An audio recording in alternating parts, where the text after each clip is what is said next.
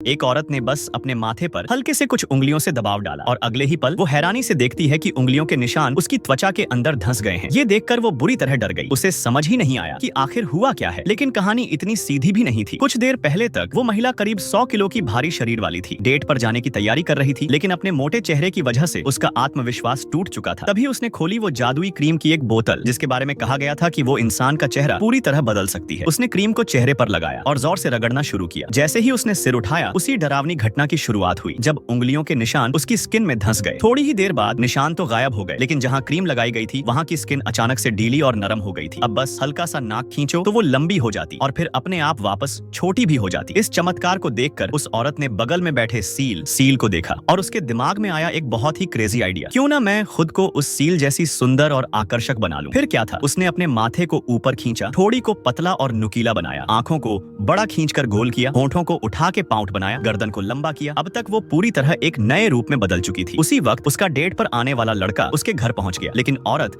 अपने नए चेहरे से भी पूरी तरह संतुष्ट नहीं थी। उसे लगता था कुछ न कुछ अब भी गड़बड़ है। तो हुआ क्या, उसने उस बेचारे आदमी को 3 दिन और 3 रात तक बाहर इंतजार करवाया। आखिरकार बहुत सोचने के बाद उसे एहसास हुआ कि असल में जो वो पहले थी वही उसकी सबसे असली और सबसे खूबसूरत पहचान थी। फिर उसने अपने नकली मेकअप को हटाया, कोट उतारा और दरवाजा खोला। उसने अपने रियल रूप में सामने वाले इंसान का सामना किया और सबसे खास बात, वो लड़का उसे वैसे ही पसंद करता था, थोड़ी मोटी, थोड़ी अलग, लेकिन पूरी तरह सच्ची। आखिरकार दोनों एक दूसरे को अपनाते हैं और साथ हो जाते हैं। अगर आपको भी लगता है कि सच्चाई में ही असली खूबसूरती है तो सब्सक्राइब करना मत भूलना।